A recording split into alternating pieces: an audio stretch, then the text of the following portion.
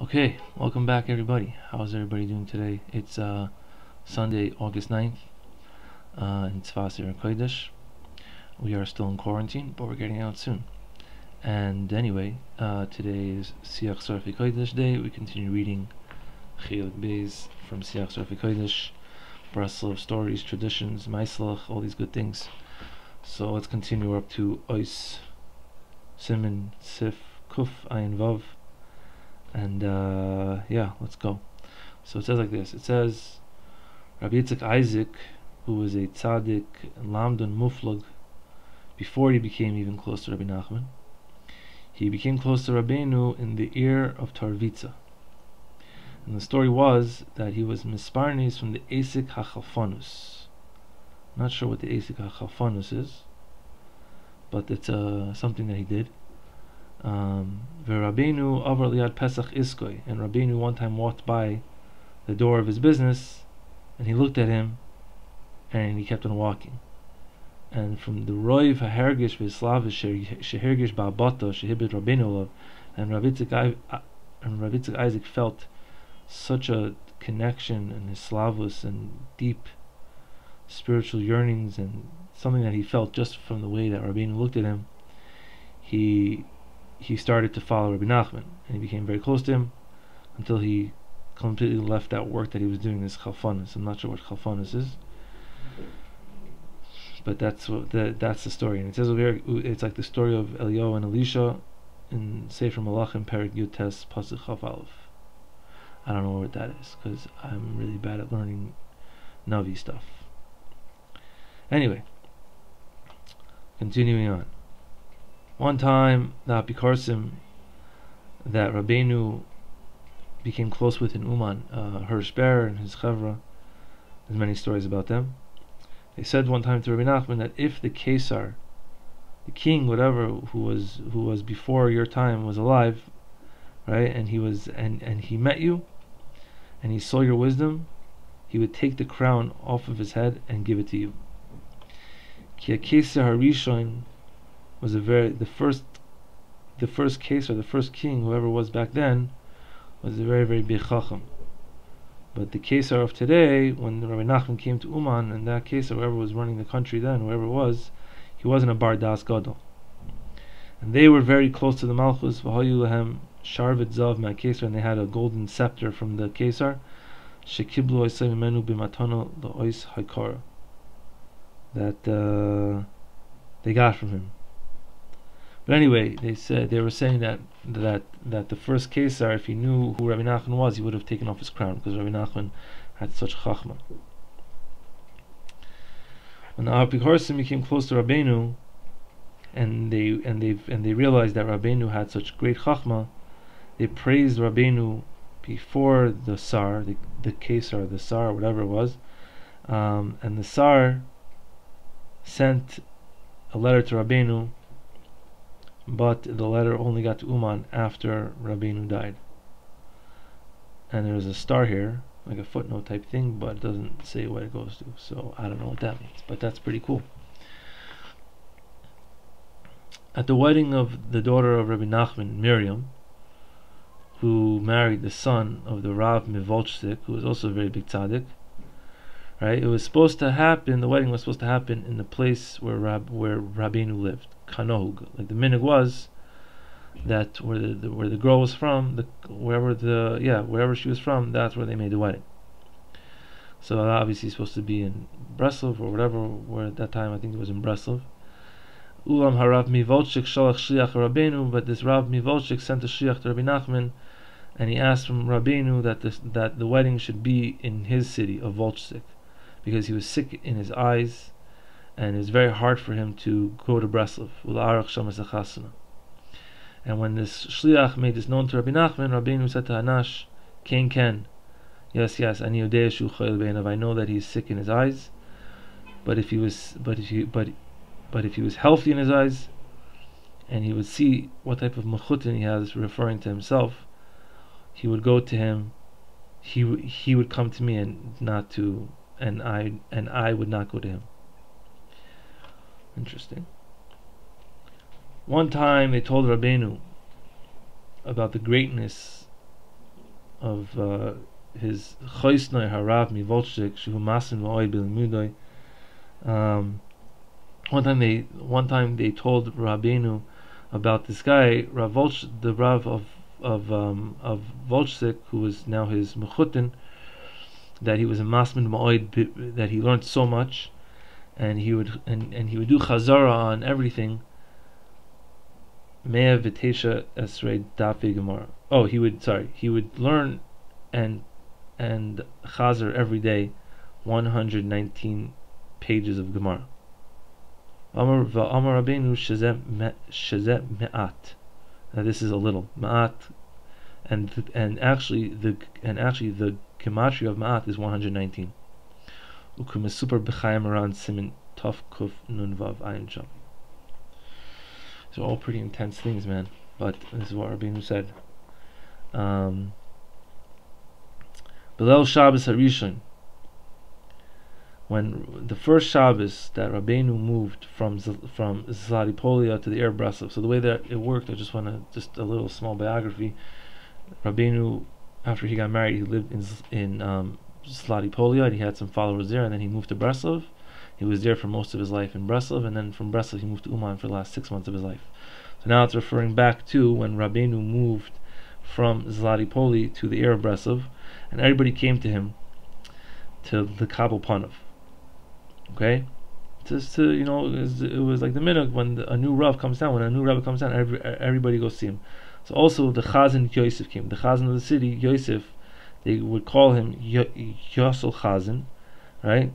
And he helped Rabbeinu with his apartment because he wanted to, he wanted to become close to Rabbeinu.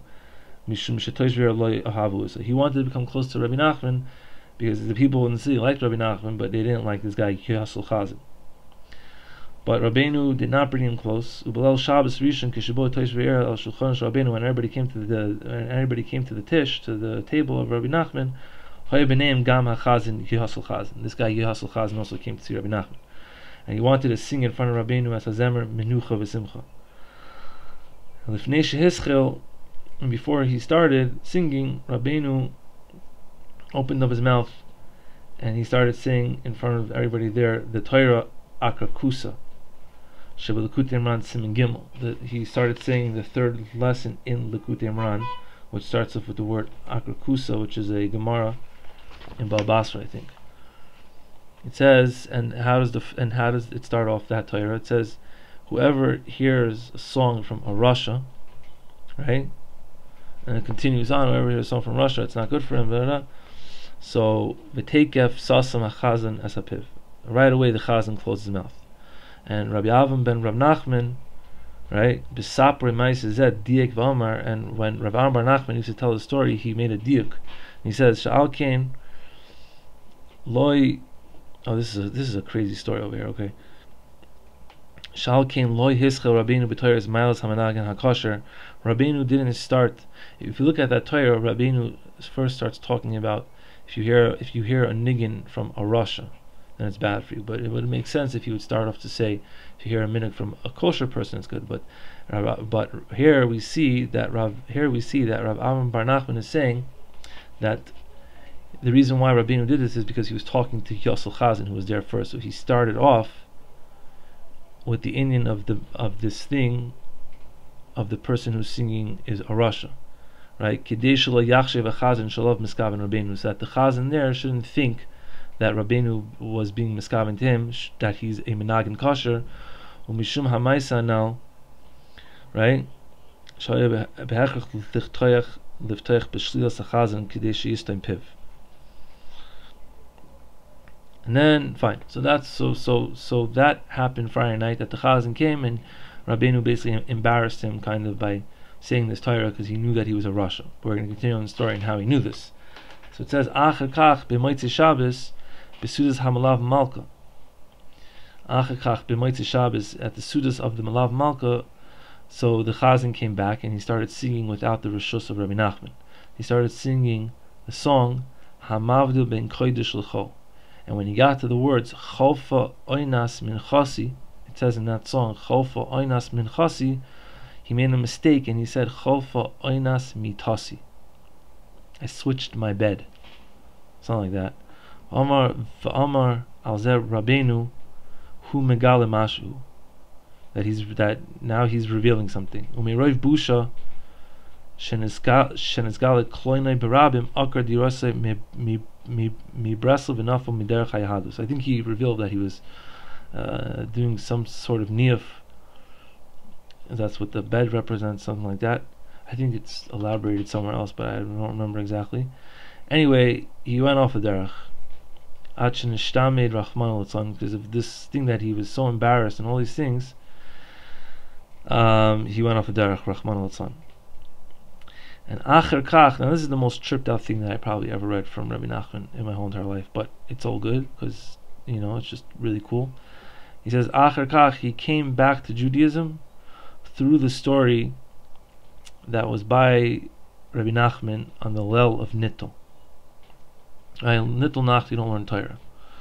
So one time on Nittel Nacht, they were telling, one of the Chassidim was telling Rebbe Nachman from the Indian Hachaga Shel HaNoitzrim, there used to be a certain holiday of Christians that's called Sarga Sveta, Chag HaArbayim, the Chag of 40. Shepam Yoshvu Arbayim Anoshim Be'ezim Makom, that one time there was 40 men who were sitting in a place and they didn't have anything to eat, and there was a big nace that was made for them, that they found 3 loaves of bread. The hispik lechem muat zeh l'chol ha'arbayim ish hana, and this little bread was enough for all these 40 men, right? So I'm pretty sure that's a real holiday by the Christians. I'm not sure. I'll look it up on Google later. But when this guy told this in front of Rabbeinu, Hafa Chanal, he switched up the words by mistake, and he said that there was 40 loaves for 3 men instead of 3 loaves for 40 men. V'naseh tzchok gadol, and there was very big laughter because of this. V'az nana Rabbeinu v'amar Yasel kvar chazar, and then Rabbeinu said Yasel already came back. Sheshav b'tshuva v'chazar l'derech hayahadus. And how Rabbeinu knew that, and how that story switched it up, and how all that just happened, is probably one of the craziest things that I've ever read from Rebbe Nachman. But that's what they say. So that's pretty cool, man. Rabbeinu loy shibach as inyan hamagidus shal yinoig bizman. Rabbeinu did not praise the inyan of the magidus that was done in his time. Right? A lot of these guys were magidim, they would go around to towns and give musar and all these things because of the nisayin hapirsan v'akavod harav shahay karuchba. Right? Because they would take a lot of kavod and they would be famous. V'afilu hamagidus shenag ba hamagid metarvitz, even the magidus that the magid of Tarvitz, who was close to Rabbi Nachman, he also didn't like ulam hifter. He says, Machmash kishibol hamagid le'eza ayara mechina masatzim b'nei ayara likras boya magid, right? But he said like this, he said that because when the magid comes to the town, they prepare themselves. It was like a big thing back then when a magid came to town. Everybody would close their shops and they would put on their big day Shabbos and everything. Umekablim aydezeh here tshuva machmas kol zeh yesh b'dvar magid is ma'ila toiva. Saying that even he didn't praise the ma'ila, this thing of being a magid, but he said that there is one good thing about it, because when the magid first comes to the town, everybody goes and they close their shops and they put on their Shabbos clothes, so therefore they're already having some sort of her tshuva, and once they already have a her tshuva, it's already a good thing. Okay, that's pretty cool. Be'ez shabika Rabbeinu Eitzel harav HaKadosh Rav Mordechai Menesches b'chazaros Eretz Yisrael. When Rabbi Nachman visited Rav Mordechai of Neschez, when he came back from Eretz Yisrael, right? And the story is elaborated in Chaim Moran, that this guy Rav Mordechai of Neschez was mamish, had this crazy sickness where he couldn't even see sunlight, and he was in a room for 2 years, and there was no sunlight allowed at all, and nobody could come to his house. And when they had to give him food, they had to strain the soup like 50 times. So it was just like liquid of liquids. I don't even understand that, whatever. And he could barely eat anything. But when Rebbe Nachman came, he actually got dressed and got out of his bed for the first time in 2 years. He was able to see the sun and eat everything, and it was just a big nace because he was so happy to see Rebbe Nachman. This was actually 5 days before he died. And this guy, Rabbi Mordechai, gave Rabbeinu a Sarah Rendlich, 10 rendels, which is a lot of money, b'shvil pidyon. He gave it to Rabbeinu for a pidyon nefesh, v'sheispal Rabbeinu l'rfos, and that Rabbi Nachman should daven for his healing. V'amar az Rabbeinu la'anash, im hay Rab Mordechai noisin es kol rechusha l'tzedakah, hoya misrape mechoyle. And Rabbeinu said that if he would have given everything to tzedakah, he would have been misrape. But I couldn't tell him this, so it wasn't able to be done. These are certain yom that Rabbeinu knew that we don't really understand, but that's, yeah. It says that when Rabbi Nachman told Chiner was in Lemberg, they told him a story, Ben Harav mi Lemberg, that the son of the Rav of Lemberg told Rabbi Nachman told Chiner, who was after Rabbi Nachman's time, obviously. He told him a story about when Rabbeinu was in Lemberg. He says that when Rabbeinu was in Lemberg, to heal his sickness, he couldn't speak at all. He was able to speak, but he was trying not to speak a lot, because if he spoke, it hurt, right? But but once in a while, he would open up his mouth, and he would say something, right? And he would say stories from Eretz Yisrael. It was like the highest in the world. The sefer, and he told the story. Shepam be'eis hasuda shlisha shel Shabbos Amar Rabbeinu. He said that one time, at the third meal of Shabbos, Amar Rabbeinu shesaper ma'aseh Eretz Yisrael, that Rabbeinu was saying a story over from Eretz Yisrael, and the son of this Rav of Lemberg realized in the middle of the story that Rabbeinu was mamish, like had such his slavas and devekis, right? That he was gonna almost die. So this son of the Rav went and he lit a candle, because it was already after Tzeis HaChaychav. It was already after Shabbos is over. Kedei lahafsik es Rabbeinu misipur, to stop Rabbeinu from telling the story. And he mamish kept Rabbeinu alive with this, and Rabbeinu thanked him because of this. So Rabbeinu was telling a story over about Eretz Yisrael, and he had such Slavis about it, but he was also very sick that he was going to die almost just from telling the story. So this guy went and lit a candle to save Rabbi Nachman, and he told this over to Rabbi Nachman Tulchiner. Kishisipru Pama Nashla Rabbeinu. One time the Chassidim were telling Rabbeinu on one of the tzaddikim sheyesh le Slavus v'Soiris nifla b'hadlokas neres Chanukah, that he had such a Slavus and a Soiris when he lit the neres Chanukah. Amar Rabbeinu shezem mishum she'einu mischadish b'chol shana. Rabbeinu said this is because he was not mischadish every year. Not sure what that means, but cool. Rabbeinu was noig to go up to the Torah on Aliyah b'simchas Torah l'chasim Torah, and Rav Nassim to get chasim brachos. Amar, and Rav Nassim used to say, Rabbeinu is zoichet to be Messiah the Torah, and we're just beginning it. Like Rav Nassim was like everybody, like we're just beginning chasim brachos. We're just trying to understand a little bit. One time when Rabbeinu was in Teplik, in one of his journeys, on one of his hidden journeys, that he would hide himself in every place, and he wouldn't tell everyone that he wouldn't reveal himself that he was Rebbe Nachman, right? And none of the people in the town knew about him. One of the tzaddikim in the city of Teplik, whose name was Rabbi Yitzchak, he said to the people that he feels that there is in the city an or gadol v'kadosh, a very holy big light. And he went from house to house, according to his feeling, until he found the house that Rabbeinu was sitting in, until he found this great holy light. Amar hine kan nimtzar ohara kodesh hazeh. And he found the light, and he went inside, and he met Rabbeinu, and they talked. Cool. One time, Rabbeinu and Rav Nassim and Rav Naftali. Today, by the way, is Rav Naftali, who was one of the closest Talmidim of Rabbi Nachman, and also he used to hang out with Rav Nassim all day. Today is his yahrzeit, Yud Tes Av. And they were all going together on a nesiyah, on a journey.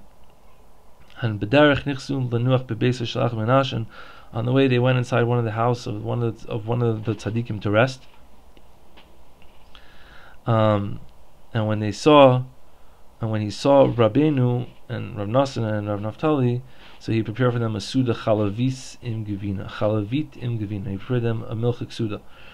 Al shulchan v'kizois b'chutz kederach hanoshim, and they were eating outside like vacationers. It's cute, shmak. And because Rabbeinu was already suffering from the machlas hashil, Rabbeinu suffered from tuberculosis. Tuberculosis, I think that's how you say it, right? He used to cough a lot, whatever. He didn't want to eat the gvina because it makes you cough. And Rabbi Naftali gamhu loy ratzlecha, and Rabbi Naftali also did not want to eat. Ki gamhu savam me'osamach. Rabbi Naftali also suffered from this sickness, right? And Rav Nosson made a birka shakel, and he ate from the cheese. And he told Rabbi Naftali, eat also from the cheese. And Rabbi Naftali says, you're going to tell me to eat? If Rabbi Nachman says to me to eat, then I'll eat. And when Rabbi Nachman heard this, he said to Rabbi Naftali, "No, I command you to eat." And Rabbi Naftali ate it, and after he ate it, he coughed. And Rabbeinu turned and he said, "You already see that his cough is already different. Ani chashafti shu yipater me'olam oid lefanai. I thought that he was going to die before me, but now I see that he's going to have arichas yamim." Chen hav. Rabbeinu somehow did something with the cheese that gave him a blessing for this, that he was going to live a long life. And I was actually reading today about his yard site.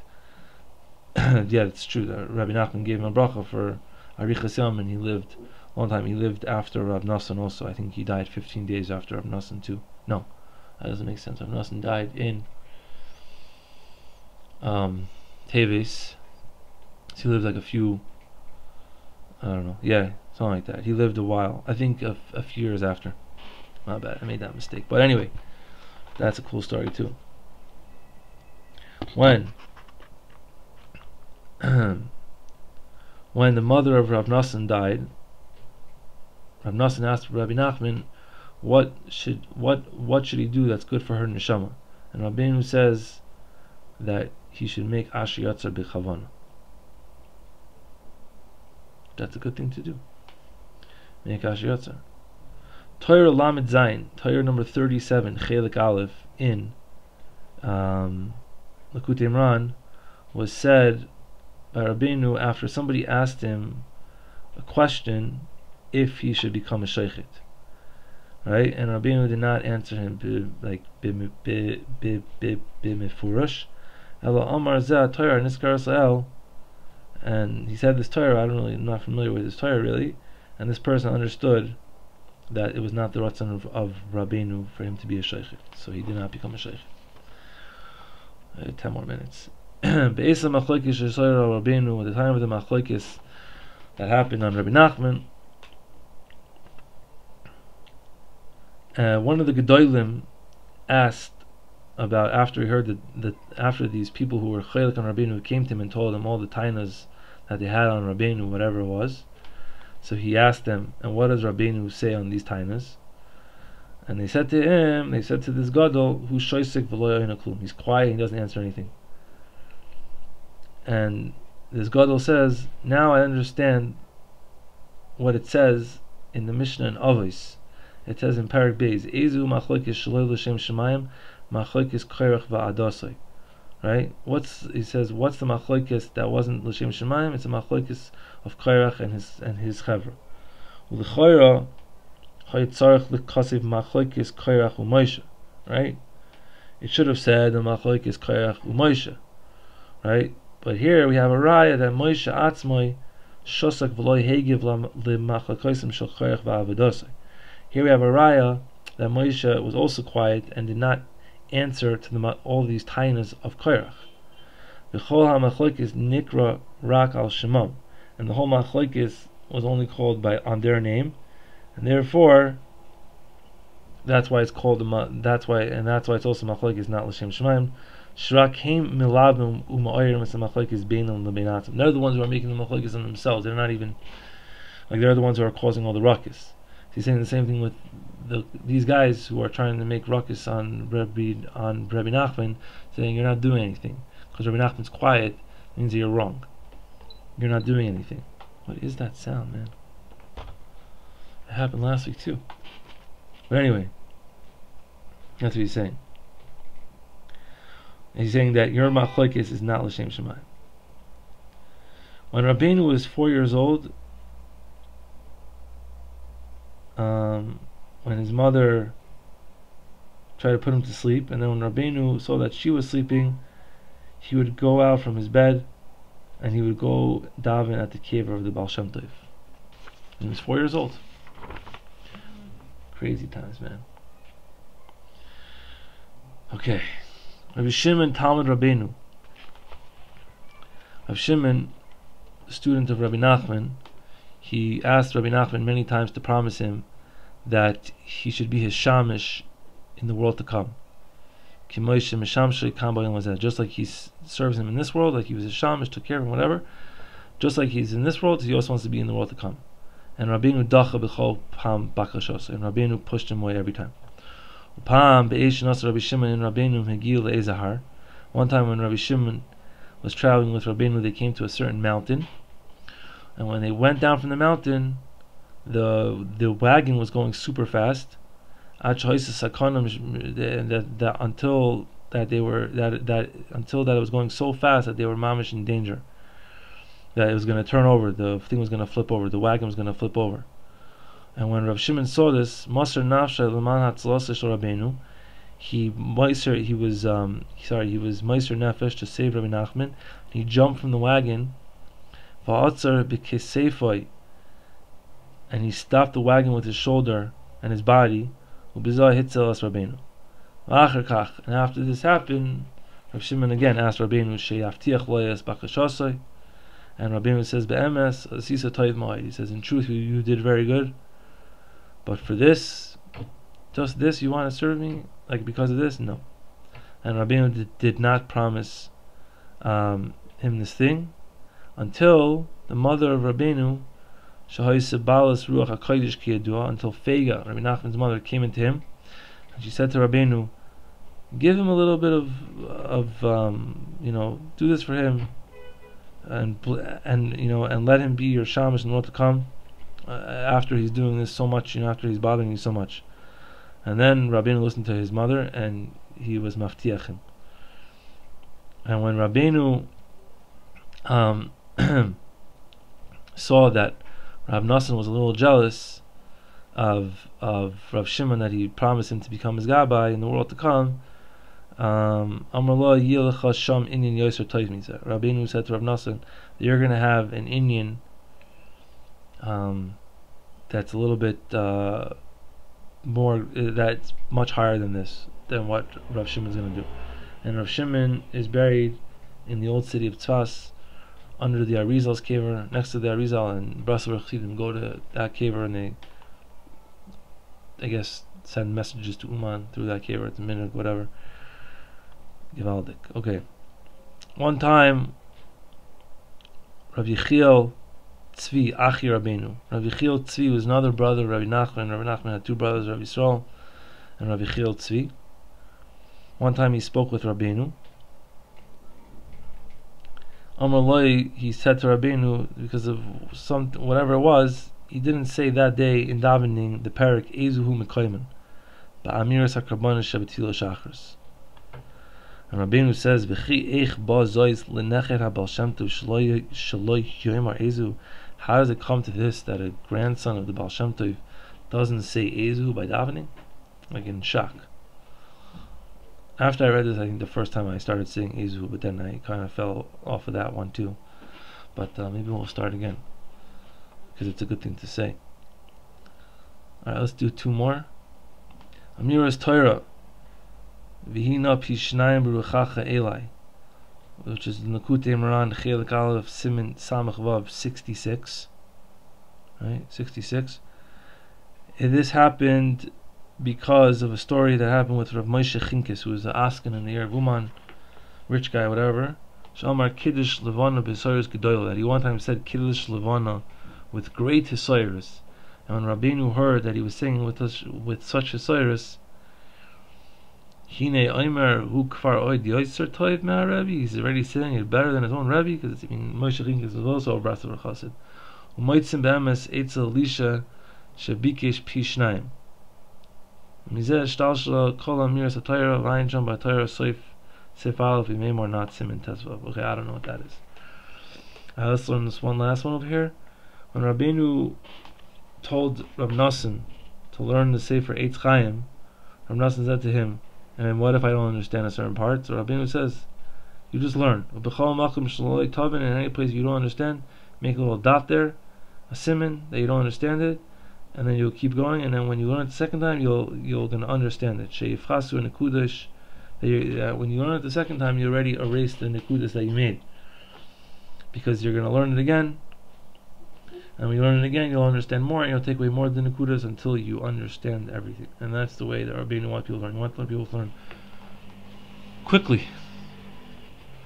And we'll be back, guys, on next week. Still have a lot to go. There's so much here. Thank you, Hashem. Anyway, have a good day, and stay safe.